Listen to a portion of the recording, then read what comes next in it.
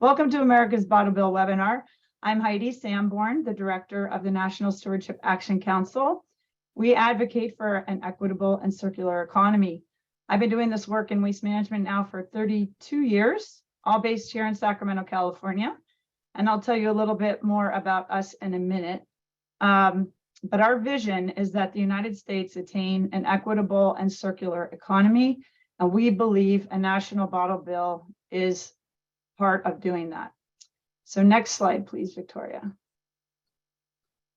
And I did want to start by saying we are only going to use the chat function, not the Q&A function on this webinar. And when the time comes, I urge you to be prudent in how you use it because I want to keep people's focus on the presenters. But when it comes time for questions, you can use the chat. Or if you get really lost on a presenter's slide, something that you don't understand, feel free to use the chat and hopefully we can keep up with that. I'm going to try and monitor it, but it's kind of hard while I'm speaking, at least at the beginning. And I can ask the speaker that question if it's a clarifying question, like you just didn't understand what the speaker said. So again, I've been doing this a long time. We've based in California. We wanted to go national because a lot of the stuff we were doing in California, we were being asked to do in other states, and we didn't have a vehicle to do that. So we started the National Stewardship Action Council, and we've celebrated now 8 years of existence. And I speak all over the world on EPR. I've been an expert in this field for 20 years, specific to EPR, 32 in general in the waste management field. And I wear lots of hats. I've been very active in water and in energy as well. So kind of a utility geek. Next slide, please, Victoria. Just so a lot of you may not be familiar with us. So I just want to give you a little background. And again, we are a 501c4 that lobbies and advocates for an equitable and circular economy.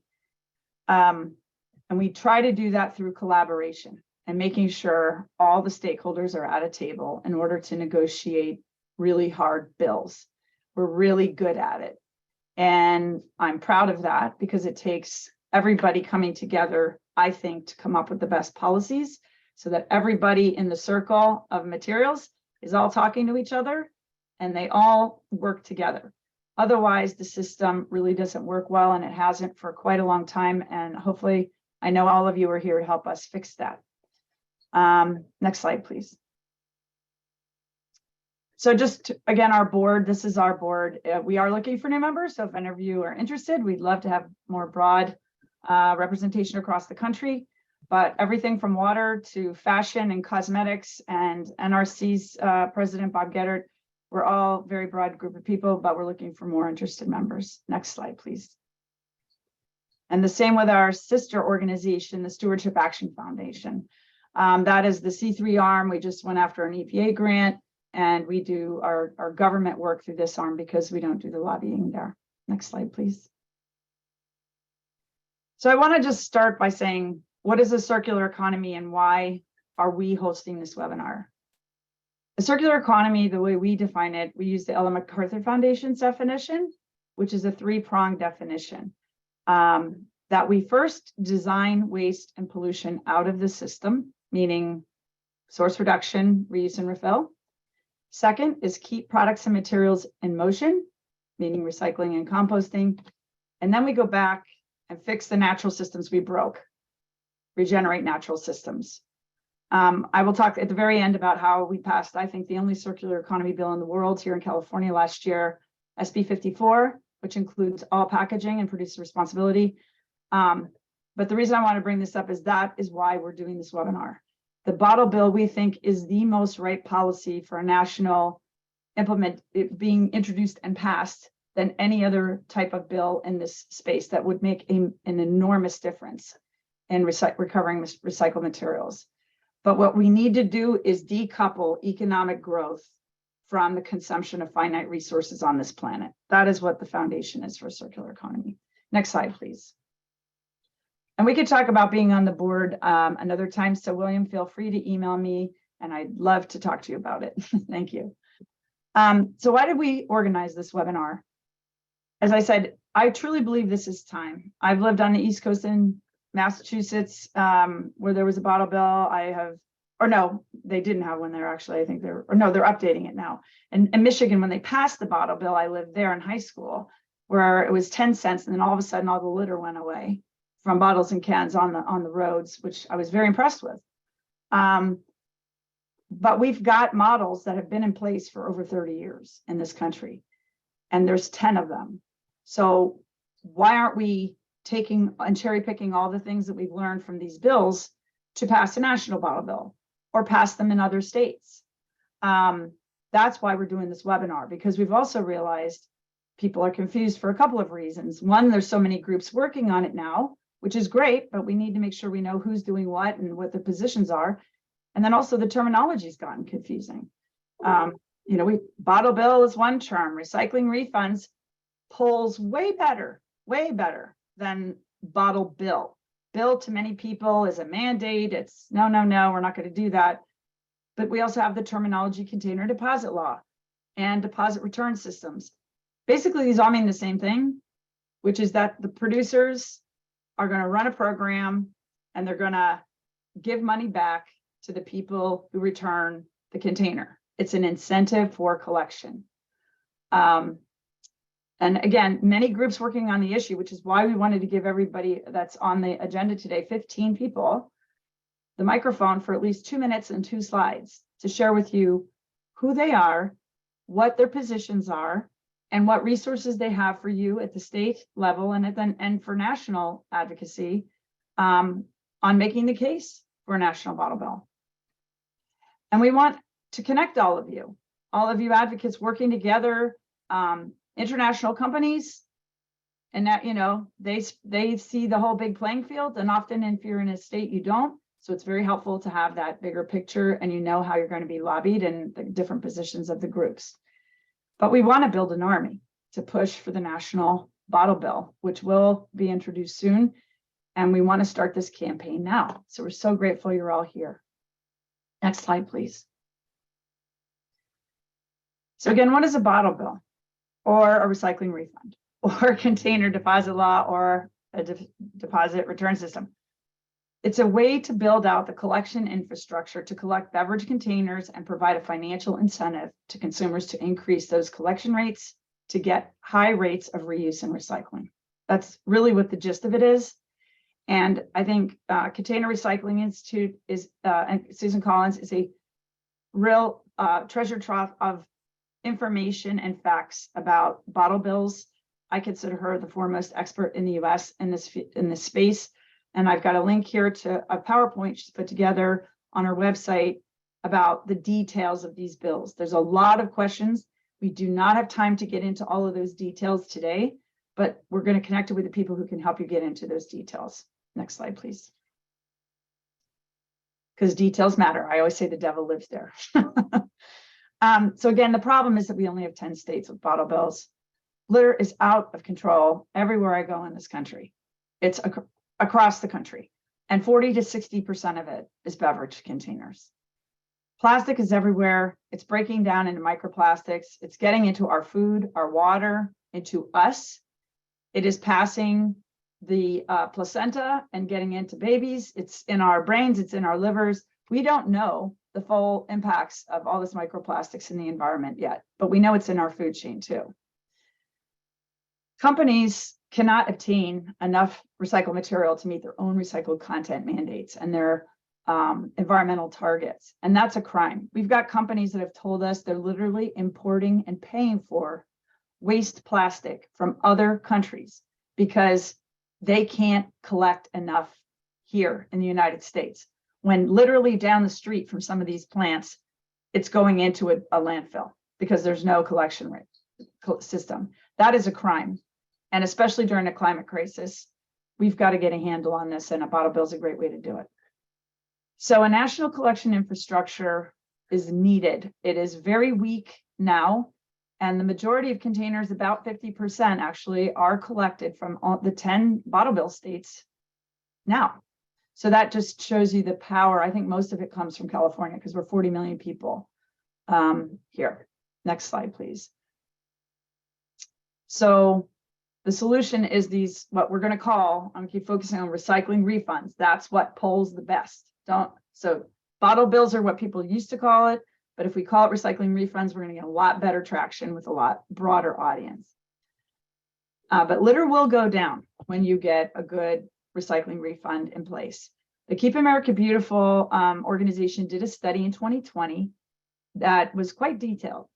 And it said that literally 50%, there's 50% less litter in states that have recycling refunds. That's a big difference. Think about the cost savings to your road crews and your cities. And there's 30% less litter in the water. So water advocates should also be caring about this very much. Recycling refunds build collection infrastructure, and it doesn't use public money. It's not a socialized taxpayer, ratepayer funded thing. It's using the private sector. And that also keeps costs down and efficiencies up. More convenient drop-offs and collection infrastructure will be developed as quick as it can be.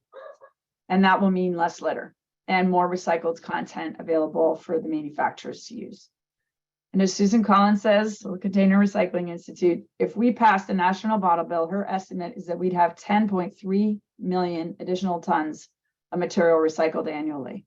I can't even imagine what the greenhouse gas footprint is of that. It's certainly quite large. And yes, Guy, you'll get a copy of this recording. Next slide, please. So I want to thank TOMRA. They did a really good report and fact sheet on the deposit, the bottle bill. They're calling bottle bill states. And I think these graphics are very telling. You know, California, we have a 62% return rate. We have a 5 cent on 24 ounces or less, and then on greater than 24 ounces, 10 cents. We just added alcohol last year. So the numbers right now should go way up on recycling now that we're adding wine and spirits. Connecticut's at 44%, Hawaii's at 62%, and they only have 5 cents. So if they go up to 10 cents, they could probably dramatically increase that. Iowa, 5 cents, they're at 65%, doing great really with 5 cents. Could go higher though. Maine's at 84, but they've got a 15 cent on wine and liquor. Next slide, please. So just trying to give you the flavor of the 10 states that have the bills. Again, lots of detail behind all of this. Massachusetts at 43%. They've got a bill introduced right now to expand their bottle bill. Michigan is at 89%. But they've been at 10 cents since the 80s when I lived there and graduated high school in 81. They had just, I think, passed it. New York's at 64%. Oregon's at 86%. And Oregon's a little different. And California is as well. California is not producer run. It's mainly the government run. But Oregon is actually run mostly by distributors. There's a heavy distributor feature there, and they have a very high recycling rate. And then Vermont. And yeah, so there's a lot going on already, but a lot of good models for us to learn from. Next slide, please. This is another graphic that we want to give credit to Eunomia for, that we liked, about all the states. You can see all the blue states don't have the bottle bills, and the recycling rates for plastic beverage bottles in the 10 states that have the bottle bills is 63% compared to 17% in the non-regulated states. That's an enormous difference. So if we want plastic back, this is the way to do it. Next slide, please. And 8 of the 10 states with the highest recycling rates, again, have bottle bills. Again, referencing Eunomia, and I want to thank Atlantic Packaging as well, because they kind of packaged this all up. Let me use the slides as well. But you can see the recycling rates. The highest is Maine with 72, Vermont 62, and all the way on down. Now, Minnesota and New Jersey are a bit of outliers. They have pretty high recycling rates. I mean, it's still under 50%. But it's certainly better than the other ones. West Virginia, 2, Louisiana, 4, Alaska, 6, Tennessee, 7, South Carolina, 8. We got a lot of material getting landfilled that could be recycled. It's a crime. So this is the way to fix it. Next slide, please, in our view. But we got to talk about this, because this has been coming up a lot, especially in the last year. EPR, extended producer responsibility, and bottle bills. So this is the way I'll explain it. So I'm an expert, not in bottle bills. I've worked in them with Susan for many, many years, but I consider her the expert. but I am the expert in EPR. Basically, extended producer responsibility is when the producers design, fund, and manage. And there was if you can mute yourself, whoever just coughed. Thanks. EPR, that is the foundation really of most bottle bills, because most bottle bills are run by the producers and operated by the producers. As I said, Oregon and California are different. Oregon putting heavy emphasis on the distributors. In California, has, I believe, over 200 employees in state government running a program for less than 4% of the waste stream. Very government heavy and very light on producer pay. So we wanted to bring it up that normally, under most scenarios, producer EPR and bottle bills mean the same thing. It's just that a bottle bill or a DRS, we're talking about adding a collection incentive, a deposit, to get the public to return those things. That's really all it is. It's EPR, or it's EPR with an incentive deposit. But we have these outliers. So I just want to make that caveat. And I want to highlight that we are all about, again, Ellen MacArthur, source reduction first. And we want to highlight that Upstream has been doing a lot of work in this space.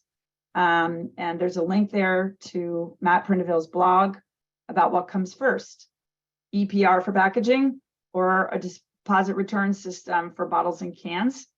And again, that's kind of almost confusing, knowing that most bottle bills are EPR based. They just happen to have that financial incentive. But he's been very clear that their position is that EPR and DRS policies should fundamentally be about creating a circular economy for packaging, prioritizing source reduction and reuse above recycling. In California, we have that in law. It has to be source reduction first. So that's where our position is as well. You can have your own position, but I just thought I'd share that. And he also shares that the EU packaging directive, which passed in '94, that resulted in the creation of packaging laws across Europe and began this global movement, says that the best means of preventing the creation of packaging waste is to reduce the overall volume. And only the producers can do that. Next slide, please. Thanks, Keith, for putting that in the blog, in the chat. So lots going on in the space right now. I can barely keep up, and I might not even have all the things. So if somebody knows of another bill that's popped up, please put it in the chat. But the state bills are coming fast and furious. Advocates are calling for modernization of existing bottle bills. As I said, we've learned a lot in the last 30 years of these bottle bills being implemented. And now some states are trying to expand material types. So they're increasing the recycling refund from 5 to 10 cents. There's lots of different things going on to modernize them. But California, Massachusetts, New York, and Vermont are in that process. Last year, California, as I said, expanded to wine and spirits. That was many years of fighting. So glad that's done. This year, they're trying to add fruit juices to the bill. Now, other bills that have been introduced is recycling refunds, and pretty much in Illinois and Rhode Island, as far as I know, but you might know of more. And then all packaging, which includes bottles and cans. And I believe they're both going to also use a deposit return, in that the customer will have to pay a deposit and have that incentive to return it, in Maryland and Washington. And I know a lot of people, there's debates about this and which way to go. I'm just sharing the facts of what's out there right now. And those things can certainly be debated, and we'll let our speakers share where they are on these things. Next slide, please. Again, we really truly believe it's time for a national bottle bill to get introduced and passed. It's already been a multi-year effort. There was a bottle bill in the Break Free from Plastic Pollution Act that got pulled out last year. It'll be, reintroduced this year, we believe. We're hoping with a lot more support from other legislators as well. So there's a broad coalition from advocates and from legislators. And we've got a website now, the America's Bottle Bill website. So we have sent that out in our MailChimp, so you can link to that. We're going to be able to customize slides for you by state with the data from your state if you need that kind of help to help promote what you're working on in your state. And Susan's saying, by the way, from the last slide, They're working on bills in about 10 states right now. So she's going to update her bill tracker. Like I said, they all just got introduced. It's kind of mayhem right now. So we'll get that updated and send you all the links as soon as we get them all. And then there's, if you're short funding and you want to come do the lobby day with us on March 31st, please let us know. We might be able to help you with that. And we're going to lobby the Senate first, because that's where these bills have been originating, and that's a smaller group of people, and we want to start there. Next slide, please. We're going to start meeting with the key Senate offices, as I said, on the 31st of March. We're going to have a prep call. We'd invite you all to join us for that on the 3rd of March on Friday from 10:30 a.m. Pacific to 12. So it's going to be fun. We're going to get buttons, probably something that says Recycle Refund Now. And we'll walk the halls arm in arm. We've got packaging companies, and we've got producers, we've got associations, advocates from all over the country, and we're very excited to start this. If we have to get the drumbeat going and be organized in order to be successful. So that's our goal today, is just be facilitators of getting everybody there to get these things done. And if you want to sign up, there's a link there on the PowerPoint. Again, you're going to get the PowerPoint, and we're going to send an email, a MailChimp after this webinar with all the slide decks, all the links, so you'll have it handy for you. Next slide, please. And I just want to say, we have a history of making really big things happen. The first thing we did was really big thing was pass the Pharmaceutical and Sharps Producer Responsibility Bill in California. Nobody's passed a bill like it since, and it was in 2018. It's fully implemented now. And nobody said we could do that. You can't take on pharma and win, make them pay for everything. We did. They said the same thing about packaging in California. You can't do it. It's too big. We did. And we did it with a lot of partners and friends and allies. That's how you get big things done. You get unlikely bedfellows in the same bed, working towards the same thing, which is going into those buildings and lobbying together. When legislators see industry and advocates and recyclers and everybody showing up together, they're so excited, because they know that the fight for them will be a lot later, and their staff work will be a lot later. So it's important that we all agree. And we get N54, next slide.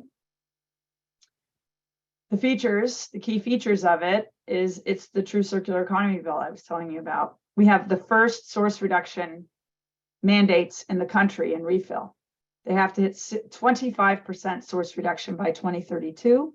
Everything has to be recyclable and compostable by 2032. Every package sold in California. And we're 12% of the US market, the biggest chunk. So this matters for the whole country. 4% refill by 2030. That's the first refill target in the country. New enforcement tools where the state can literally remove control of the program if it isn't working. So that's a big enforcement hammer. Very robust transparency standards, and we're making the polluter pay to clean up the mess. So the packaging industry, well, we call it, that's a typical European term, but I really should say manufacturers are going to help us pay for the cleanup.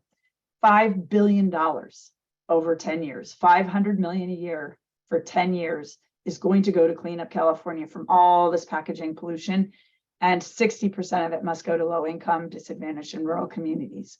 We are super, super proud of it. And this is a big press event we had down in Hermosa Beach with Senator Allen, who's in the cap holding the banner with me. I was on the other end, and a lot of the advocates that helped get that passed, CalPERG and so many more. So thanks to all of them. Gilda Bay. Next slide, please. So our governor signed it into law. Senator Allen's there on the left with his chief of staff, or his staffer, Tina Andolina, who really led the charge, some other legislators and governor's office staff. But I just want to highlight, we know how to get these big things done. We've done it before, and we'll do it again. And when people say you can't do it, you can't do it, what I say to them is, if that's what you believe, you will manifest it. If you believe we can do it, we will do it. It's a matter of will and timing, so and strategy. And that's why we're all here. Next slide, please. So that's my contact information. We're obviously here. Jordan's put my email in the chat, and we're happy to talk offline about all the details and how we can help you individually. But now we're going to go to our speakers and kind of let them do this rapid fire education, who they are, what they do, what resources they have for you to help you with bottle bills, and what their positions are. So you know generally where they sit. And we're going to just let them come on, turn their camera on, and Susan Collins is first. So we're going to turn it over to Susan Collins and let her do her 2 slides in 2 minutes. So thanks, Susan, for being here. Really appreciate it. Thank you, Heidi. Thank you, NSAC, for putting this together. And thank you, everyone, for being here and for your energy and enthusiasm. So I'm going to quickly go through my 2 minutes and let you know what kind of resources are available for you here at CRI. CRI was started more than 30 years ago with the mission to make North America a global model for the collection and high quality recycling of packaging materials, and with a specific focus, of course, on deposit return systems, bottle bills, recycling refunds, whatever you want to call them. The biggest thing that we do is that we create and maintain a database on containers and packaging, and we have this for the US as a whole and for all of the 50 states, and we update this every couple of years. And so when Heidi said earlier, she couldn't imagine how much the greenhouse gas footprint would be reduced for the US as a whole from that 10.3 million tons that would be recycled. I can look that up in a few minutes and see exactly what that translates to into greenhouse gases because it's part of our database. So we also have a tremendous number of studies, and I'm going to go through on the next slide what our education mechanisms are. So let's go ahead and go to the next slide. We do research. The biggest one, of course, is what I just mentioned, the huge database, the beverage market data analysis. Basically, we create the data that makes the lobbying possible. Without all of that really well-developed information, it's hard to lobby for these programs. We also do environmental and economic impact studies, and we produce a bunch of reports and fact sheets, all of which are on our 2 websites. One of the 2 websites is bottlebill.org. That's the Bottle Bill Resource Guide. All of the issues that have ever come up in this, from litter to jobs to greenhouse gas reduction, all of that information is somewhere on those 2 websites. The 2 websites are less websites and more of resource libraries. We also do networking and working groups, a couple of working groups that we host that we've hosted for more than 10 years, as a matter of fact, and consultation and technical assistance.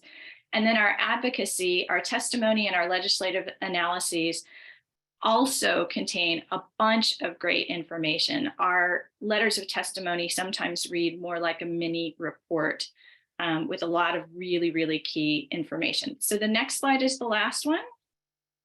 And this is the contact information. So I mentioned our 2 websites, but we also have webinars. If you're a member of CRI, we've got 10 years worth of webinars. So that's a whole learning library there too. And then if you're a member, you also receive newsletters, but we've got a free weekly newsletter that you can sign up for on our website. And I'll close with that, and thank you. Thank you so much, Susan. Like I said, we're going to have to do rapid fire, but I would urge you to follow them on social media, and Susan's an amazing resource. And now we're going to turn it over to our friends at the Inland Ocean Coalition. Hi, everyone. My name is Melissa Young. I'm the Director of Programs and Outreach at the Inland Ocean Coalition. So we are a nonprofit that is headquartered in Colorado with a mission of creating an inland movement that builds land to sea stewardship. So we get people from all over the country, all over the world involved in ocean conservation efforts. And one of the main things that we focus on is plastic prevention. So we've done a lot of work, mostly in Colorado, around some plastic pollution bills. One of our most proud ones being HB 1162, which was a ban on plastic bags, polystyrene, foam food containers, and actually reverse preemption in the state, which was a huge win. We obviously worked with a large coalition of a lot of other amazing organizations on that, and then just recently hosted a really large celebratory party of that bill when it came into effect at the start of 2023. And so on top of some staff support for passing legislation, mostly in Colorado, we also have, next slide, please. We also have one of our largest programs, which is our Inland Ocean Ambassador Training Program. It happens twice a year. And this is where we get people from all over the country and the world. You can see we currently have ambassadors in 35 states and 26 countries. We put them through a 5-week, pretty intensive online training course to get them up to speed on a lot of issues. One of the focuses being plastic pollution, and then we provide them with all the skills and resources to be able to reach out to their legislative leaders, schedule meetings, call-in days.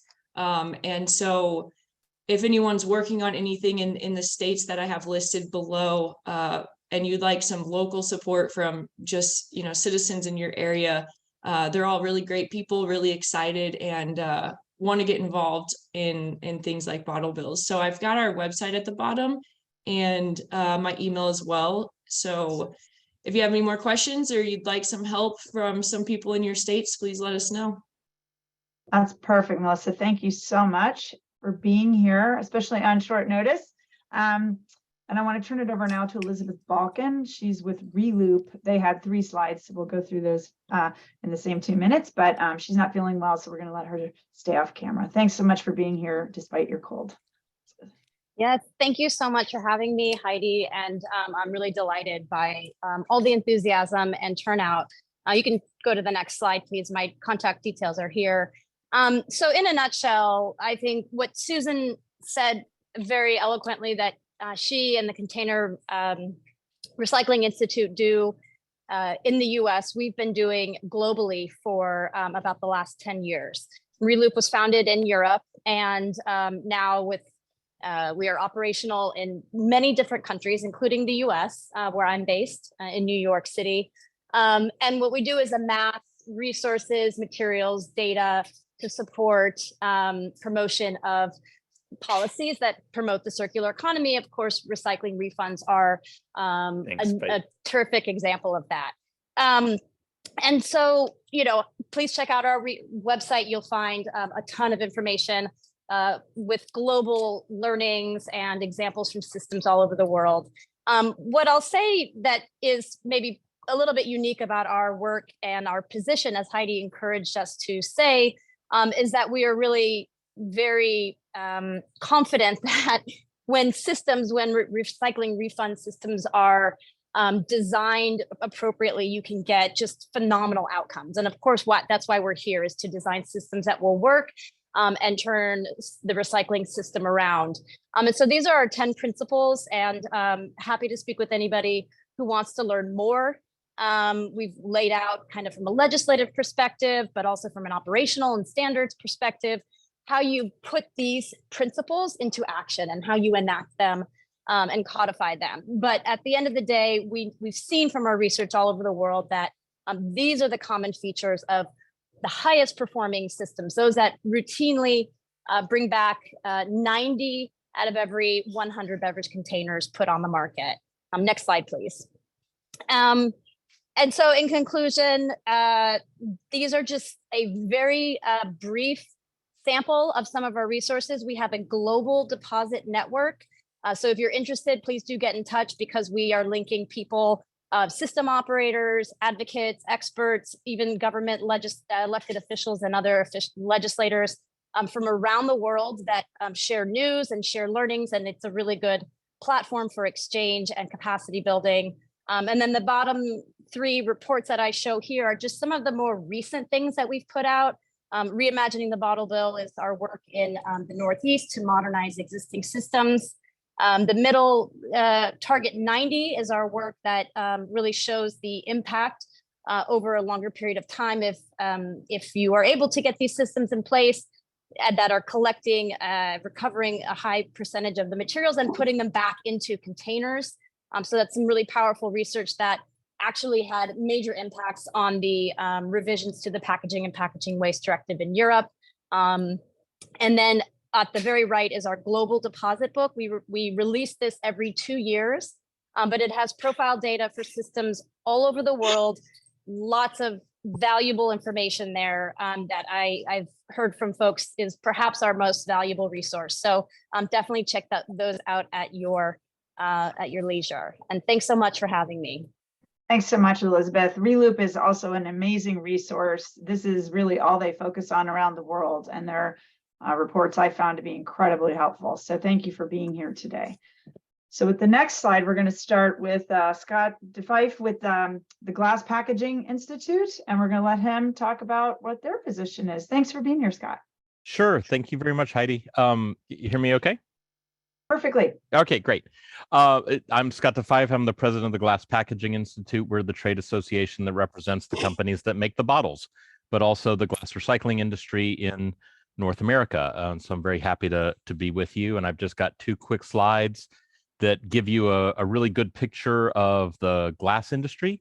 And if you move forward to the next slide, we can talk. You'll see very clearly much of the same data that Heidi was presenting and Susan was talking about the difference between recycling rates in this country between states is that the 10 bottle bill states, and we did throw Hawaii in there, kind of, I guess, southwest of Texas, but it looks like it's in Mexico, but you know how these maps go. The difference between the average recycling rate for glass across the country is almost 2 to 3 times, 2.5 times better in the deposit states than in the non-deposit states. So the 10 deposit states give us over half of all of the glass that we can use to get recycled back into glass containers. And there's just an extreme difference in the glass markets. The rest of this map is some additional material that we have about the location of glass manufacturing and glass markets across the country.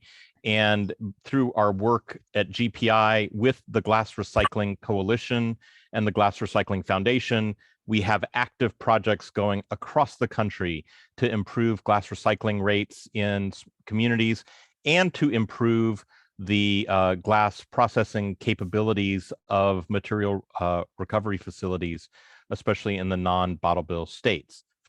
For glass, we're in a situation where we need as much of this material as we can possibly get our hands on it.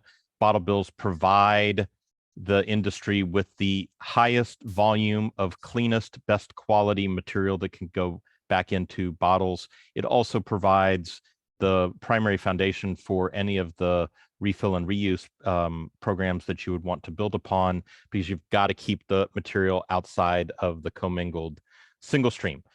I would say that we're not in a position to reject any glass from any place that we can get it. So we need a rising tide of all things, but bottle bills are the best source. And quite frankly, in the whole EPR versus bottle bill debate, I would say that your EPR is incomplete if you don't consider a DRS within it. For the states that do not have EPR and are considering EPR, such as the Washington bill that will have DRS embedded in it. So we support those. And I think the next pictures usually say 1,000 words. So my next slide gives you all a really clear idea of the difference in glass markets. So I chose green for a very specific reason, because I still get every once in a while some myths and questions about green glass not being recyclable. So let's knock that one out as well. But that picture on the right, or at least my right as I'm looking at it, is green bottle bill glass in California. I took with my own camera. That picture could be amber or it could be flint, but I chose to put green up there in case there's any myths about green glass not being recyclable. I think most of your wine bottles start as green and have a little bit of amber in them if they're not clear flint glass. That's the quality level that we get from bottle bill material. The other picture on your screen is what MRFs often call glass. I'll give you a second to take a look to see if you see any glass in that picture. Single stream MRF glass. There's glass in there. Half of that pile is glass. It's really hard to see. And it's embedded with the small fractional material that most commingled single stream MRFs produce. Not all MRFs are as contaminated as this particular picture. Some can do it much better. Many don't. But This is what gets exported from a single stream MRF to the glass industry for glass processing. And then we have to extract the glass from this pile.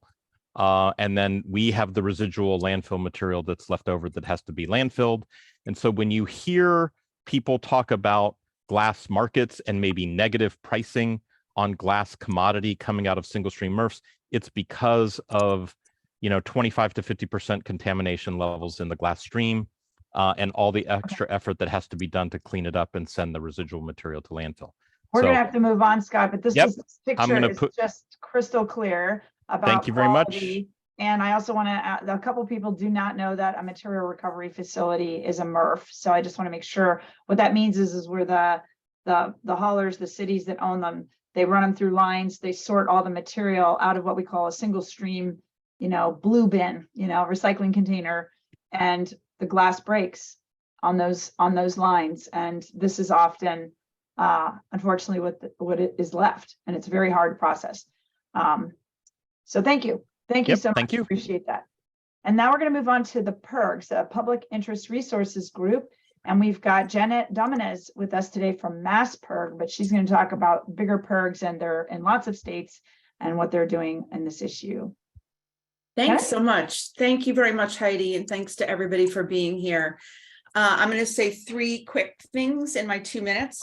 First of all, as Heidi was just saying, we're the public interest research groups. I'm the director here in Massachusetts. I'm also the president of the board of US PIRG. We are working on a bottle bill here in Massachusetts to update it.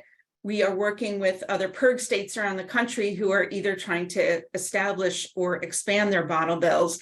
And we're part of the team in DC trying to get a national bottle bill. And we have advocates, we have student volunteers, we go door to door with our canvas. We bring a whole toolbox of tactics to the effort to pass bills like this. So that's a little bit more about me and us and who we are. And if you could go to the next slide.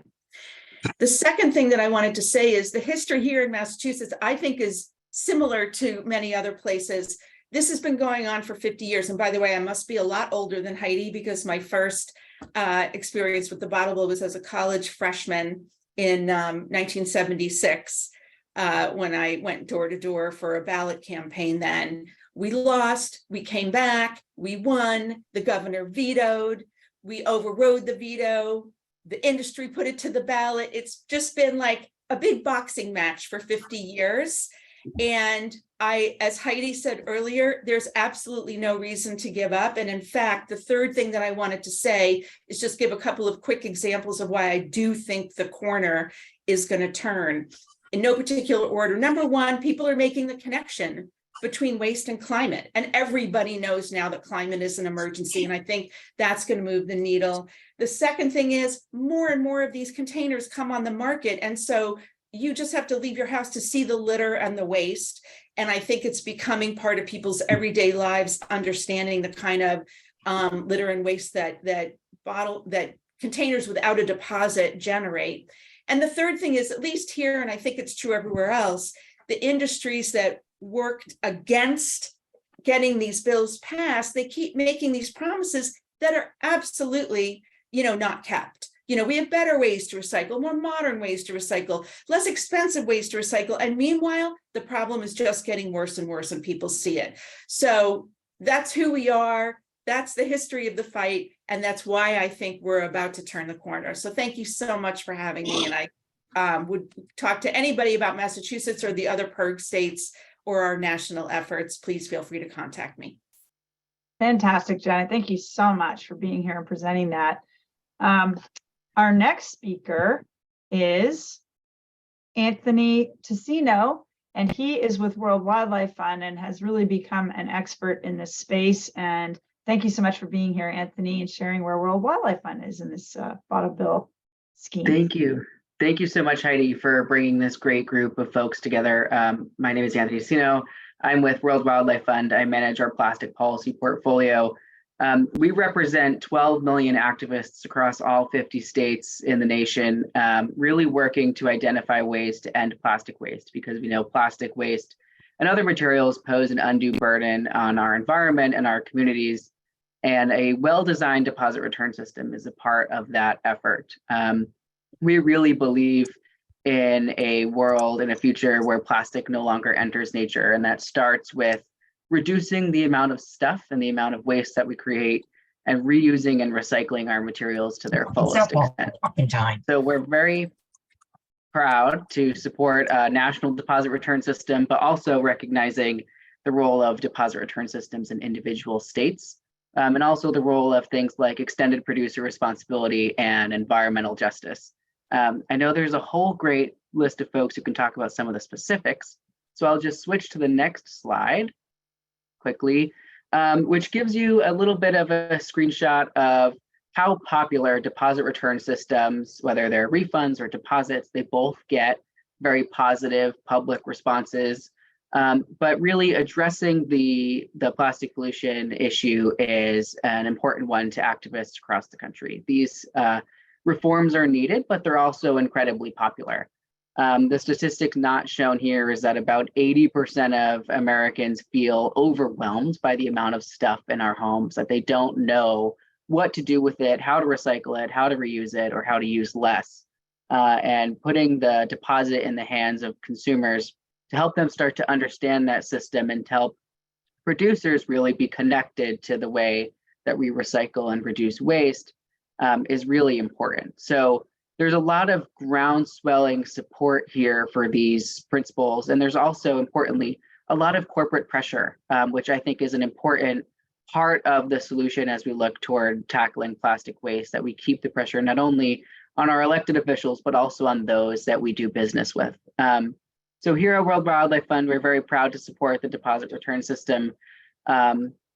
Hopefully that will be coming forward nationally, but always happy to chat with anyone about what that means for the environment, especially as we look toward reducing our impacts on nature. So I think that was 2 minutes, Heidi. I'll be very quick. I'll drop our website and my contact information in the chat. The Panda is always ready to help. So thanks for bringing us together this morning, afternoon for me, morning for you, Heidi. Thank you so much. Appreciate it. And I just want to say that the World Wildlife Fund has been, and a lot of these national and international environmental groups have realized just the tremendous impact plastic is having on nature, and why they have come to this space saying, why is this not working? Why is this all ending up in the environment? And they're here to help. So let's utilize those kinds of resources. It's a wonderful thing to have them on the team. So now we'll turn it over to Bob Geddard. He's full transparency on our board and one of our founding board members. And he's also the president of the National Recycling Coalition that has a position on this. I'll turn it over to you, Bob.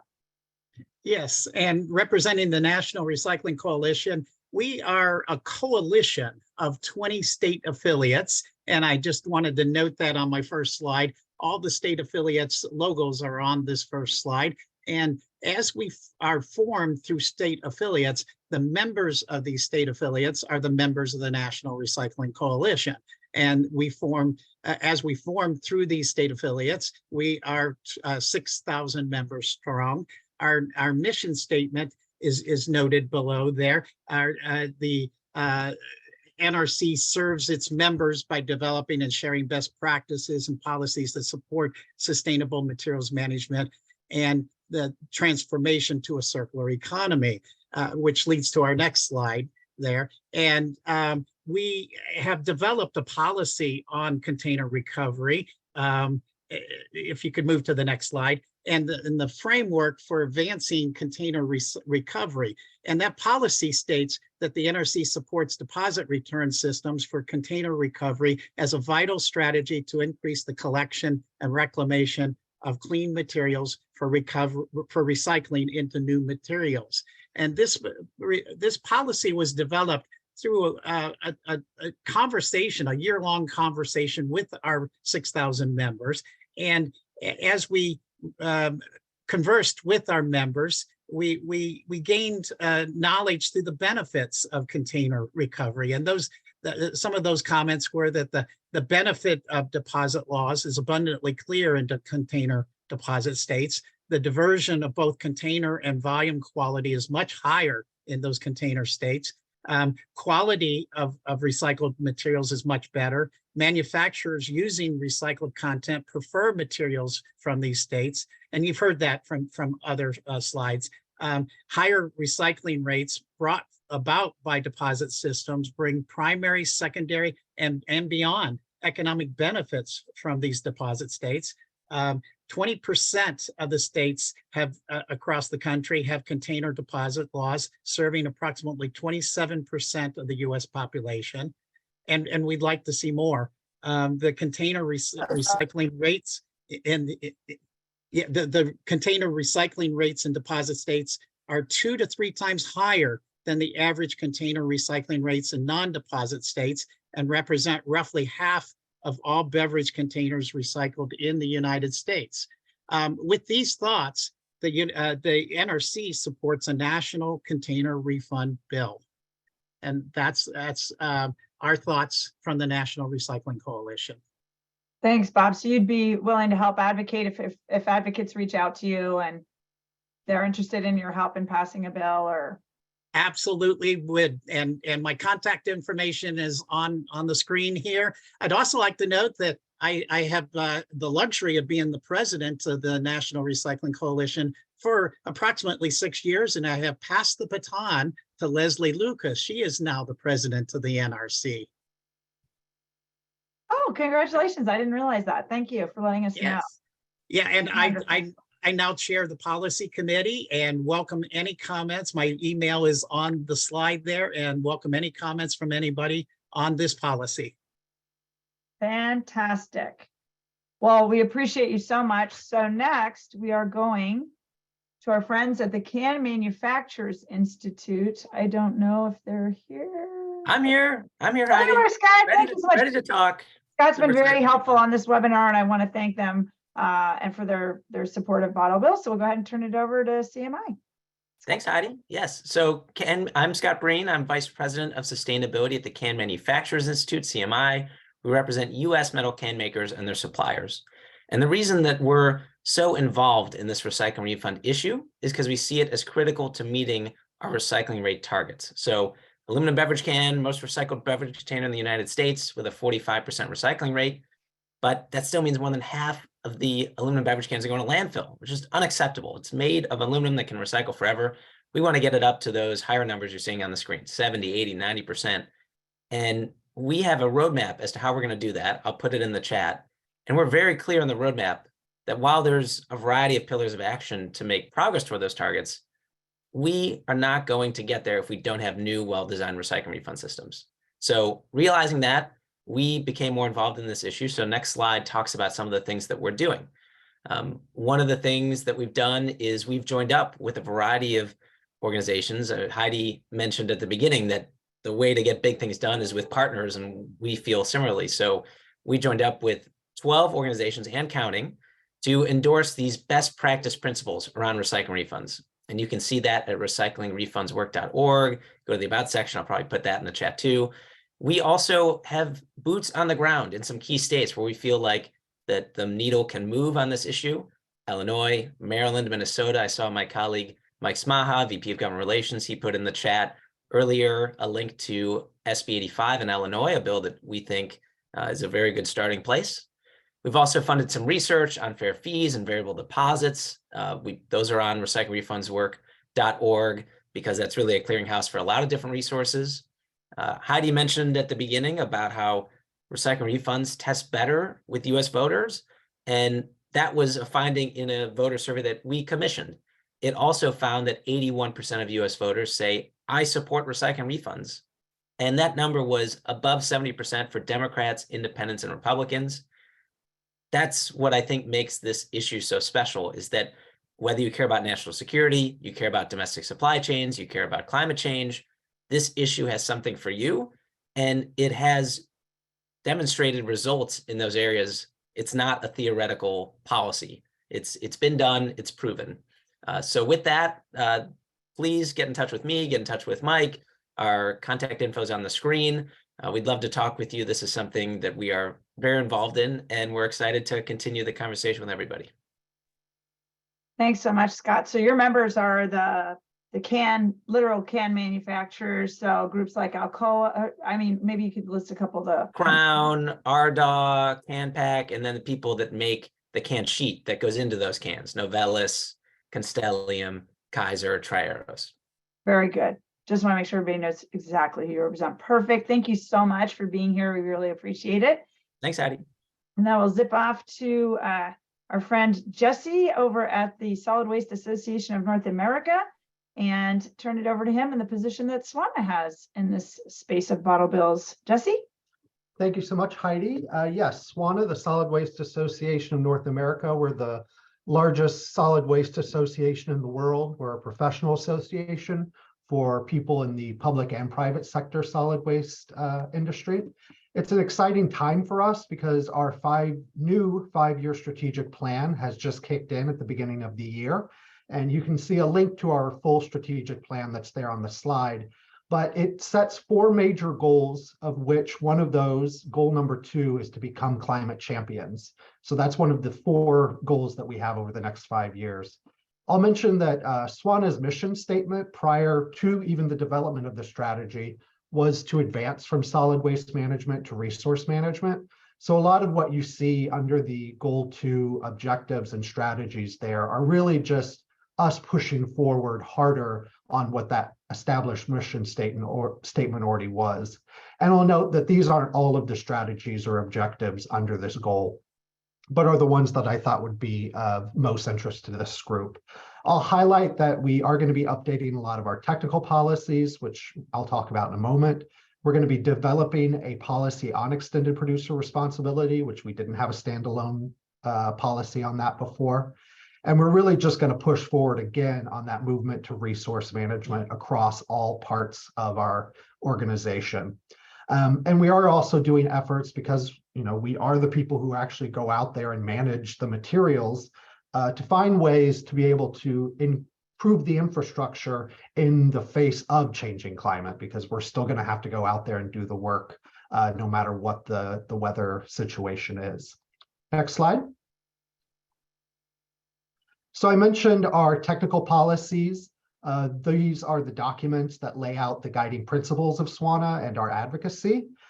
We do have a deposit systems policy that was written many years ago. There's a link to that on the slide as well. It's not been updated, as I said, and the recommendation has been made from our members that it be updated. So what you see here today is not necessarily what you're going to see here by next year at the latest. But our current technical policy basically states that the purpose of a deposit system is that it's a means of solid waste reduction and waste screening.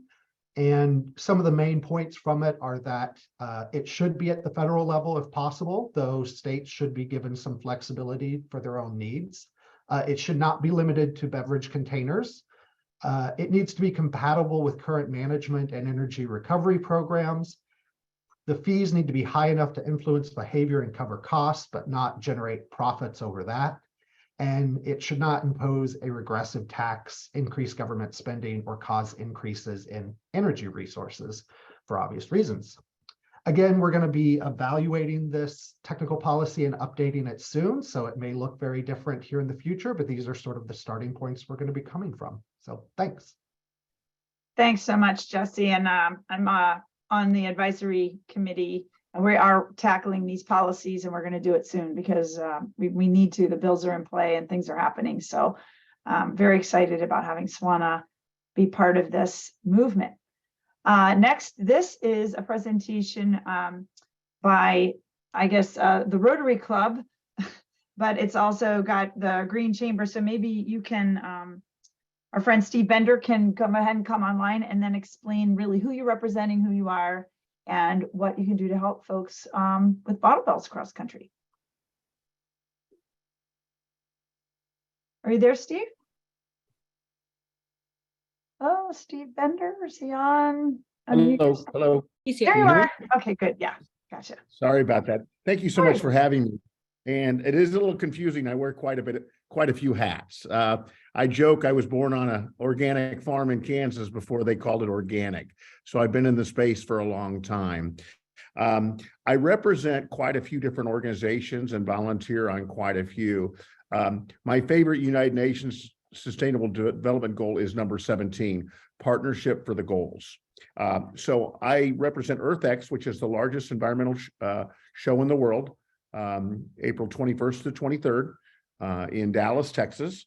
I'm president of the Rotary Club of Newport Beach, but I'm also in charge of Zone 2627 for Rotary. So basically that's 1,700 Rotary clubs, 67,000 members, pretty much everything west of the Rocky Mountains.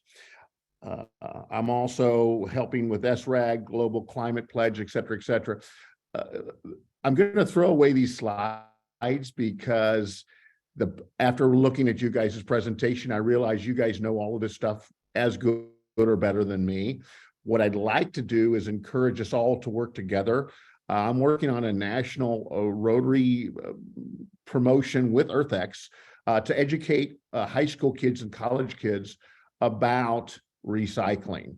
And so what I'd love to do is get everybody's information and speak with everybody individually or together and see how we can work together to get, if you're doing something in Massachusetts, I can talk with Rotary presidents in Massachusetts. If you're working on something in Colorado, same thing. We're also looking for speakers and people to help us educate people in Texas, specifically April 21st to 23rd.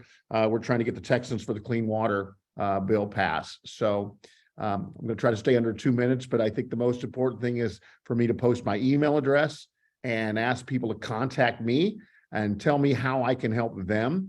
You guys are all doing such a great job. I'm better support staff and then instead of explaining the problem. Thank you so much. Thanks, Steve. If we could go to the next slide that has his contact information. So he works with the Rotary clubs and he works with the Green Chamber and EarthX. So he might be able to help you if you would like some help. It's like I said, if you bring different groups to the table, all saying the same thing, you're going to get a lot faster traction and a lot better chance of bills passing. Partnerships for the goals. Exactly. Thank you so much. Thank And you. our next speaker, I'm really excited to introduce, I think what is Wes, I saw you on there. Are you going to be the one to speak today or is Carolyn? I'm here. Oh, wonderful. So Wes is the president of Atlantic Packaging and they started a New Earth project. And I'll let him explain who they are and their position on bottle bills and their work there. Yeah, thanks, Heidi. I see a lot of familiar faces out there. Really great to be with everybody and appreciate all the work that you're doing. As Heidi mentioned, my name is Wes Carter. I'm the president of Atlantic Packaging. We're the largest privately held packaging company in North America. And we sell packaging equipment and materials really into every manufacturing vertical, food, beverage, building products, e-commerce, medical, you name it, we're typically engaged. And on a real personal level, for me, I'm also an avid outdoor person. And over my life, I have watched the proliferation of plastic pollution and litter get worse and worse and worse. I've grown up on the coast, and so I've seen it real acutely in coastal communities where I spend a lot of time.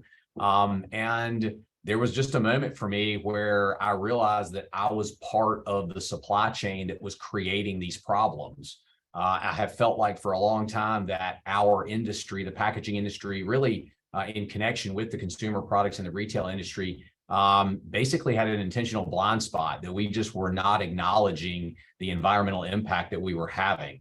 And so I felt like we were in a position at Atlantic to acknowledge that and begin to not only advocate for more sustainable systems and packaging and closed loops, but really help organizations facilitate that change.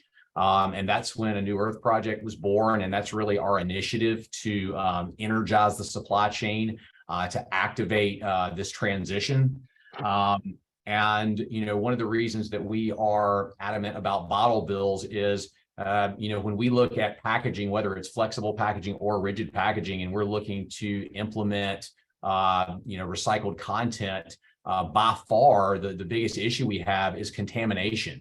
And you saw some slides earlier. I thought that glass slide was really revealing. With single stream recycling, the opportunity to get really high quality waste streams just does not exist.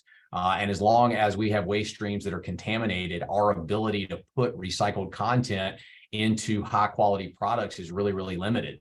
One of the reasons I really like bottle bills is it takes those products out of the MRF and puts them in more dedicated streams, which will help with the with contamination significantly.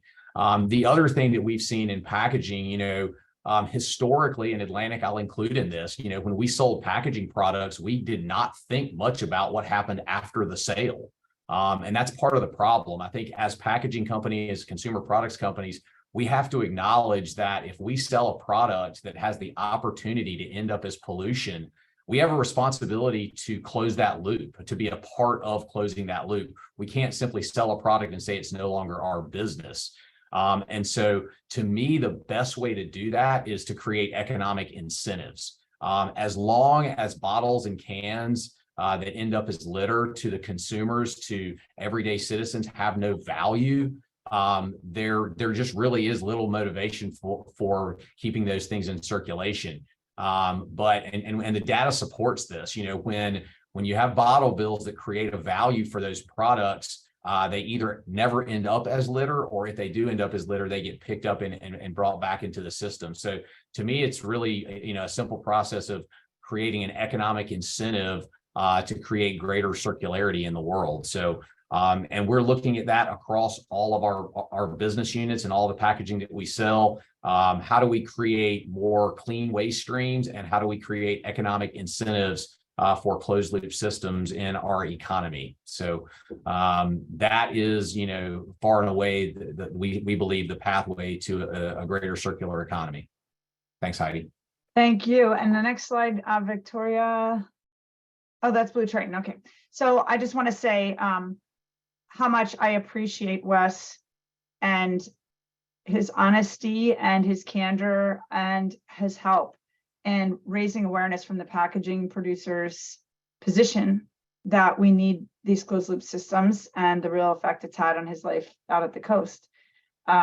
So it's I just want to thank you, because we need people like you in this space, and we're very grateful for all that you've done. So now we're going to turn it over to Ed Ferguson, and he is going to speak on behalf of Blue Triton. Are you there, Ed? Good afternoon, everyone. So my name's Ed Ferguson. I'm Chief Sustainability Officer over at Blue Triton. We're downstream of West. We're a producer of beverages. So we're the second largest privately held bottled water producer and other beverage producer within the US and Canada. And we have products like Poland Spring, Arrowhead, Ozarka, Zephyr Hills, Pure Life, et cetera, but it varies by region what brand you'll be familiar with. And wanted to take a step back beyond this, because there's so many different ways to look at bottle bills. What's really important is making it interconnected and making the system work. And I did want to look at the dynamics of today are different than they were when most of these bottle bills were passed. And that's part of the reason why bottle bills don't pull as well as recycling refunds, because some of the items in the past have been overly prescriptive and have created issues for others and maybe negative perceptions. And our world is dynamic. We can't say with confidence what the world's going to look like tomorrow, but we know what we want. We want higher collection rates. We want more materials. We want less waste. And the systems need to be able to flex with the circumstances of the day and ultimately deliver on that shared goal. So when you look at the system components that make the systems flexible and dynamic to match the world we live in, there's three major components. One is the shared goal. There's some great data provided earlier by so many other stakeholders, so I'm not going to reiterate how well bottle bills perform. But the shared goal needs to be the unified, principle-informed goal that ties the whole system purpose together. And ultimately, the goal manifests itself in terms of collection rates when we mostly talk about it. But in reality, the collection rates is a proxy for less waste, for better equity, for other objectives that are really the principal basis of the system. So one thing to look at these systems is it getting at the principle? Sometimes the goals may be different depending on where you are, what time, like geographically or in timelines. The goals can morph. Today it is recycling rates, recovery rates, et cetera. The next piece of the system that really makes them connected is the rules and relationships. What's the playing field? What sport are we playing? What are the rules we're all playing by? And it can't be overly rigid or prescriptive. If it's overly rigid, they can quickly become obsolete with a changing environment. So provide checks and balances, but checks and balances that allow for system innovation to address the changing environment we all live and know in. Then the last piece is feedback. You need to know how well the systems, rules, and relationships are performing towards the goal. So you need transparency, you need accountability, and you need information that is unified across these bottle bills or across recycling systems as a whole to have a similar language, similar level of accountability and responsibility. So those are the core components that when we look at these sets of bottle bill proposals, whether it's national or at state levels, keeping those items in mind, the goals, the relationships, and the feedback are those components talking to each other. So then I'll take a step into the next slide, which then goes into what our vision or what our thoughts are on it as a producer. So I'm not going to go through all of this, but you can feel free to read through it, as well as my contact information. The QR code will connect you to my LinkedIn profile. But ultimately, when we look at what a top performing system looks like, even the top performing systems in the country, Oregon and Maine, very different. Similar performance mechanisms, but they're set up very differently. So we've distilled that down along with many other stakeholders on this call to really hone in on a couple key principles. Number one, performance-based. We need to be tracking towards that goal, and we need to have the system set up to morph with customers' needs as customer needs change to deliver the same performance over time. And really, as we talk through these, a lot of times stakeholders, whether it's businesses, governments, NGOs, we talk to each other a lot, but sometimes the customer can be excluded from that. And that's a very, very, very important touch point in the supply chain, because that's where most of our materials are lost today. We manufacture everything from aluminum cans, glass bottles, PET, HDPE, and as well as 9% of our portfolio is in reusable containers. So when you look at customer centric, there's so many different outlets and needs of customers. The system needs to take that into account. And that really ties into the producer-led piece later on, because ultimately producers, we run out of business if we don't deliver on customer needs. We're right there in the throes of it, understanding what customers are needs, what are the use cases, and we can inform innovation of both our products and collection systems. So customer centric is a huge component of this, because the people who actually make these systems work are often excluded from conversation. The other piece is inclusive circular systems, and that needs to be aligned with the principle of the system. In this case, we're talking bottle bills or containers of beverages, because it's shown the 50 states of recycling, page 26 and 25, they show the differences between curbside or mixed collection versus source separated. Mixed collection, you lose about 27% of PET, for example, versus DRS systems or bottle bill systems, you lose about 12% because it is source separated. Those containers have similar quality metrics and you have higher quality material coming out, similar to Scott. So you want to be inclusive of materials that have similar component or similar characteristics to each other, so you can improve yields on the back end, not just collection, but also the yield, because that is another source of loss throughout the system. And I'm sorry, we're going to have to, I hate to do this because you're so important. Yeah, no worries. I'll wrap up. So at the end of the day, the systems from our vision should be producer responsible, consumer center, and checks and balances. There needs to be government oversight. There needs to be performance metrics, and it should be unified across systems. There needs to be harmony. So that's kind of where we are. I know I went over 2 minutes, tried to talk fast, but thank you, Heidi. I'll pass it on to the next. Oh, I can't thank you enough. And BlueTriton, a lot of people haven't heard that name before that are on the ground. So do you want to just say again, kind of the companies or the brands they might be familiar with or under that? Yeah, so Poland Spring in the east, Zephyr Hills in Florida, Ozarka in Texas, Deer Park in the central East Coast, and then Arrowhead out west. And then we have Pure Life nationally. So a lot of the bottled waters, a lot of other flavored beverages as well under there, but we're primarily a water company. So for advocates, like having these companies like Atlantic Packaging and BlueTriton in this place is huge, and definitely reach out to them if you're going to do a bill and you'd like their help. Because when you, again, walk in together on the same page and you've crafted something everybody can live with, almost nothing can stop you. And if we get better collection, I mean, it doesn't need to be collected for recycling. It can be collected for reuse. Like that's the beauty of collection. When you keep the containers that are similarly situated, you can all of a sudden build a reuse economy like OBRC is starting to do in Oregon. So I'll stop there. We're gonna have to move fast now because we've got 14 minutes and three people left, I think. So we're gonna go quick to Kate. We're gonna have to really stick to 2 minutes. Kate, thank you so much for being here with the Association of Plastic Recyclers. Absolutely thrilled to be here, Heidi, and great to see so many people and so much great chat. I will be short and simple. I am here as the Chief Policy Officer for the Association of Plastics Recyclers. We are in strong support of state and national bottle bill. We are the voice of plastics recyclers. We're the only trade association supporting just plastics recycling. That is who we speak for. We are the hundreds of companies each and every day recycling the plastic bottles, the milk jugs, the yogurt tubs that you recycle, turning them back into new products. We also work with companies to design their packaging to be more recyclable, so we're able to recycle the caps, all of those things as much as possible. Next slide, please. So APR, proud supporter of bottle bills. We know recycling plays a role in reducing plastic pollution. We know it's not the only solution, but we know it's something we can do. It saves energy, it reduces pollution, it reduces the use of fossil fuels. It's something we can do a lot better.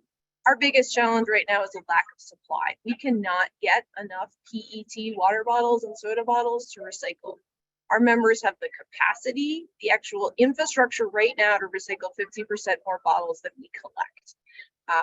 PET recycling, the demand from companies to use more recycled plastics is expected to triple. We need those bottles back to be able to incorporate more recycled content into packaging, which reduces the environmental footprint of the packaging. And we know hands down that bottle bills are the most proven policy to increase and reach high PET bottle plastic recycling rates. So with that, that is our simple position. Please reach out to me with any questions about plastics recycling. Thank you, Kate. And just as background, Kate actually was integral in passing the bill in Colorado last year, the all packaging bill. And I noticed, yeah, Victor, there you go. So we'll go ahead now to our friend Dylan DeThomas with the Recycling Partnership. And first, Dylan, I think you should share the position of TRP on bottle bills in general, and then you can share any resources, grants, and other things that you're offering to help people at least collect these bottles and cans. Thanks. Sure thing. Thank you, Heidi. The Recycling Partnership we're a mission-driven nonprofit. We're dedicated to improving the curbside recycling system for packaging around the country, work with communities, companies, and government to unlock the environmental and economic benefits of recycling. We don't currently have a position on bottle bills, but we are supportive of policy to help improve recycling. And this slide shows why. This is data from our national capture rate studies that are showing that residential materials, this is the residential recycling system, this is single family homes, this is what is being thrown away of all of these different material types at the curb. So this is, again, looking at recycling and trash next to each other, and this is showing why policies like EPR, like bottle bills, are needed to be able to help support the recycling system around the country. And you can go to the next slide. And this just shows the breadth of the work that we're doing to help places that don't necessarily have policy to help pull them along, working in multifamily to be able to give grants to communities, to be able to put carts on the ground, to help support trucks, to help support education, because we do need to help those pieces while we're still advocating for that policy, which we are doing around the country. And I am honored and excited and am learning from all of you. And I hope to be able to have more information to share about the policies that we do support. We do have information on our website here, and I'm at 2 minutes. Thank you for inviting me, Heidi.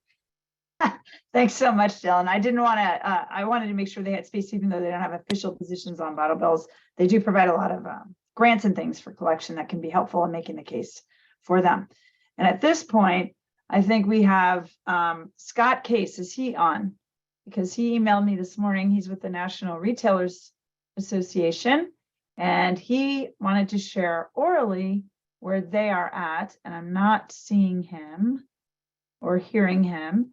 So I will share exactly what he emailed me. How is that?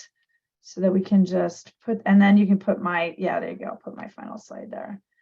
And of course, I've received 100 emails since 7 o'clock this morning. So basically what Scott said is this. So again, I think Ed said it very well, and others. We have to close the loop on the conversation on everybody in the system in order to have a truly circular economy of the materials.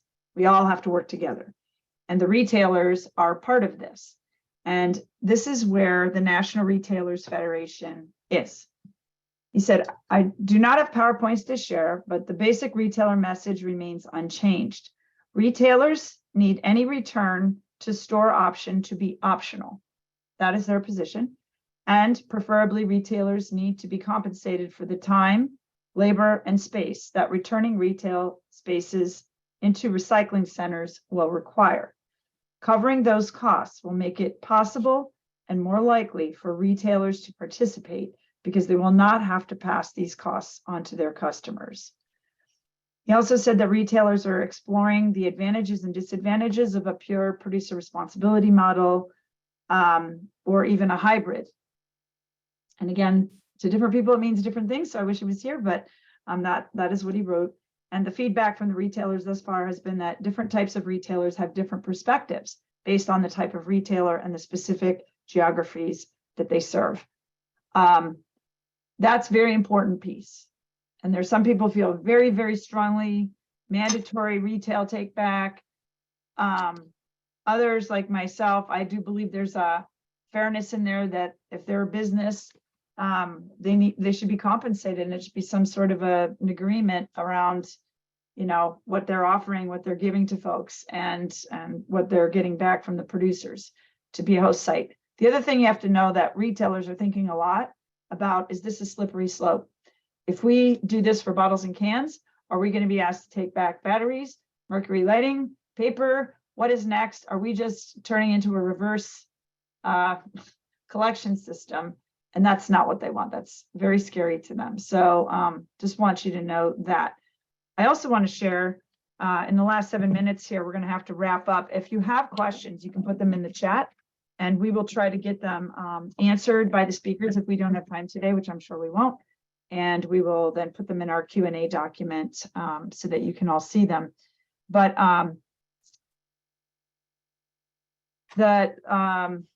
what was it? I just lost my train of thought. Oh, the ABA. So the Association of Beverage, what is the ABA? The Association of Beverage, American Beverage Association, I'm sorry. They couldn't be on this call. They wanted to be. And they are, you know, a key player in this. I'm not going to speak for them. I didn't get language from Megan, you know, to share with you. But they are very seriously looking at these things, but I have not seen, you know, this is exactly what we can support. But they have to be part of this conversation, and they're very much a part of conversations we're having at very high levels across the country and being very productive in those discussions. We also invited the National Waste and Recycling Association, who represents a lot of the waste haulers. And we've talked about the issue around material recovery facilities that they own and operate a lot of on your behalf, on local government's behalf. Local governments operate MRFs as well. And our country, due to convenience, evolved to co-collect everything in one container. And what we found, and Susan, I will repeat what you said to me, once you've scrambled the egg, you can't unscramble it. There's so much stuff in there, broken, wet, you know, the glass breaks, it contaminates the paper's got pizza on it, all the things. So we don't get the high material value out of those materials in these co-collection systems. And so the big discussion is with the haulers and the people that operate the MRFs, how do we get, you know, bottles back, especially whole if we want refill? How do we get the glass back color sorted, which is the highest value? And what role can they play in that? And how can they be compensated for that? Because if the haulers, as I've seen in the chat, lots of great back and forth, by the way, the attendees are just fantastic. You're all teaching each other. It's great. But, you know, they have to be compensated. They're a business. So they're trying to figure out how this works for them. They've typically supported the California bottle bill, but I think ours is way too complicated, way too government run, and has its own problems on the finances as well. And we don't have a good collection infrastructure. In fact, we've lost quite a bit of it because of the way it's run. So anyway, those are things that are, I just wanted you to know they were invited. There was another group that was invited as well, a nonprofit that chose not to participate, and that's fine. We're just trying to be a venue for sharing information and for William, can you please put yourself on mute? Thank you. If you're not speaking. And I just, wanted to wrap it up, I think, by saying we're going to send a MailChimp out after this meeting. We'll send you the whole PowerPoint deck. You'll have everything in there. You'll have the links to help us sign up and register for the Walk the Halls Lobby Day in DC, March 31st.